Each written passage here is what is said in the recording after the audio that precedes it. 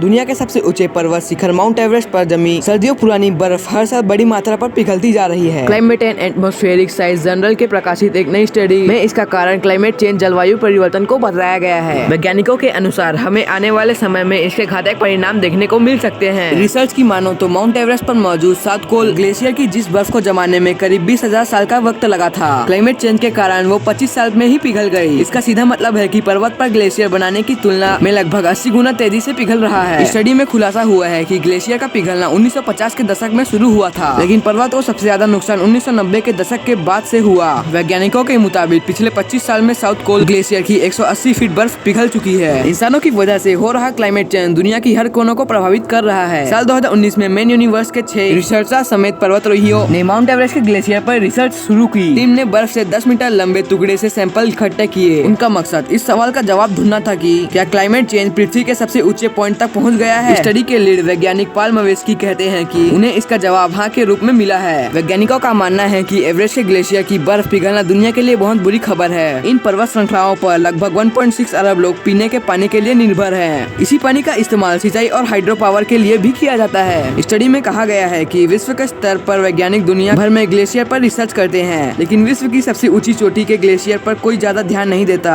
Mount Everest के glacier पर ज्यादा रिसर्च करने की जरूरत है ताकि आने वाले समय में हम आपदाओं से बचने के लिए तैयार रह सके। विशेषज्ञों के मुताबिक पूरे हिंदुकुश क्षेत्र में जलवायु परिवर्तन का असर तेजी से बढ़ रहा है। वहाँ ग्लोबल वार्मिंग के खतरनाक प्रभाव काफी समय महसूस हो रहे हैं। गर्म हवाओं, सूखे प्राकृतिक आपदाओं, अचानक बर्फबारी और ग्लेशियर के पिघलने का रिकॉर्ड बनता जा रहा है। इससे इस क्षेत्र में रहने वाले 2 अरब लोग की जिंदगी और आजीविका के लिए चुनौतियां बढ़ती जा रही है। 70वीं सालगिरह के मौके पर पर्वतारोहियों ने अपनी आंखों देखी सुनाई। उन्होंने बताया कि माउंट एवरेस्ट बहुत तेजी से बदल रहा है और जलवायु परिवर्तन का पहाड़ों पर कितना गहरा असर हुआ है। दरअसल ग्लेशियर के पिघलने के कारण पहाड़ पर्वतारोहियों के लिए अधिक खतरनाक होता जा रहा है। इस अवसर पर उचित ही याद किया गया कि इंसान ने 70 साल पहले एक ऊंची मंजिल तय की थी, लेकिन अब जलवायु परिवर्तन रोकने की उससे भी ऊंची लक्ष्य उसके सामने है। शोध में ये भी पता चला है कि ग्लेशियर का मोटा स्नोपैक पूरी तरह नष्ट हो चुका है, जिसकी वजह से उसके नीचे की कली बर्फ मतलब ब्लैक आइस सीधे सूर्य के संपर्क में है और इसके पिघलने की रफ्तार और तेज हो गई है। 2019 में नेशनल ज्योग्राफी और रोलेक्स प्रिपेंस प्लैनेट एवरेस्ट एक्सपेंडेशन की एक स्टडी के मुताबिक 1800 के मध्य में ही माउंट एवरेस्ट की बर्फ पिघलना शुरू हो चुकी थी।